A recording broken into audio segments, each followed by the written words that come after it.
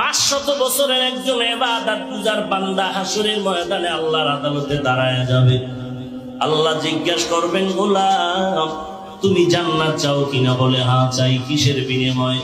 আমার রহমত নাকি অন্য কিছু? বলে আল্লাহ রহমত লাগবে না, আমার 500 বছরের ইবাদতের বিনিময়ে জান্নাত চাই।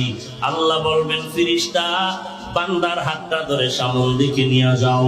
কিছু দূর নেওয়া মাত্র দেখবে জাহান্নাম থেকে গরম বাতাস এসে শরীরটা মধ্যে চামড়া পুড়ে পুড়ে যাচ্ছে, ফোসকার মতো পড়ে যায়। এমন অবস্থা হয়ে যাবে বান্দার পিপাসায় কলিজা ছটফট করবে, চিল্লায় বলবে আমাকে একটু পানি দাও। আল্লাহর আরেকজন রহমতের ফেরেশতা এক গ্লাস পানি নিয়ে বলবে, পানি পানি পানি।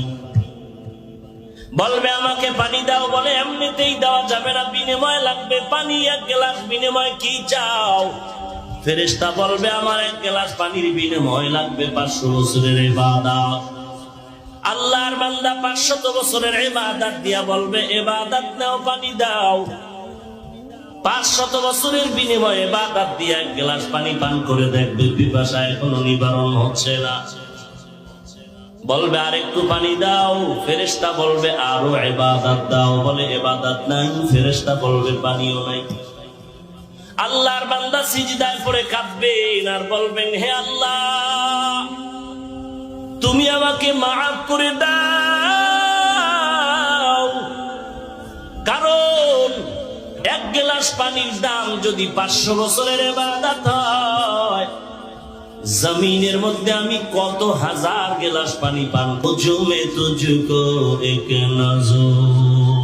বেশি আমল না ভালো আমল? বেশি আমলের দাম নাকি ভালো আমলের দাম?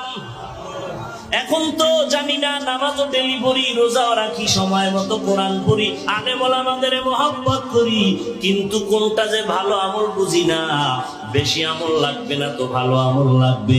কোন দিনের নামাজ জানা নাই ভালো, কোন দিনের জিকিরটা ভালো হবে জানা নাই, কোন দিনের সিজদাটা ভালো হবে জানা নাই, কোন দিনের তেলাওয়াতটা ভালো হবে জানা নাই।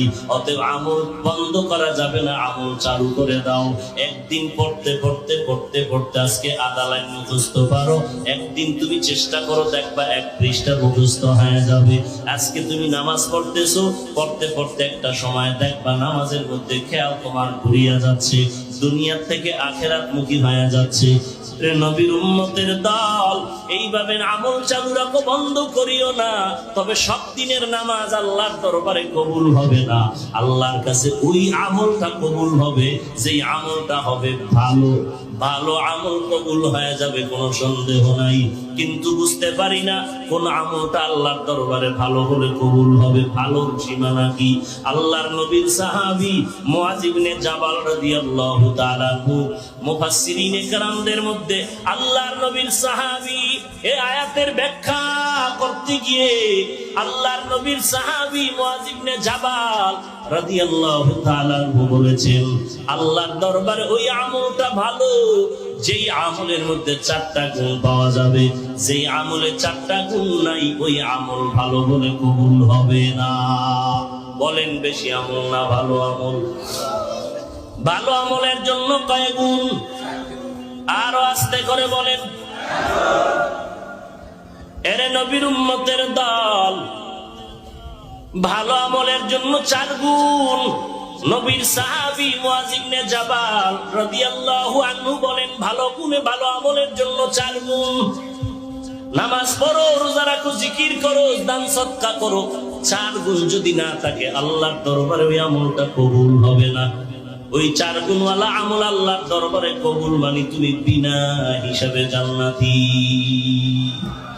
বেহেশত আযা কে আযাবে নবাশত কাছে রাবা কাছে কারে নবাশু। আবার বলেন বেশি আমল না ভালো আমল? ভালো আমলের জন্য কয় গুণ? 4 গুণটা ভালো করে শুনতে চাইলে আমি সামনে আগাবো, থাকবেন না চলে যাবেন? আরো জোরে বলেন।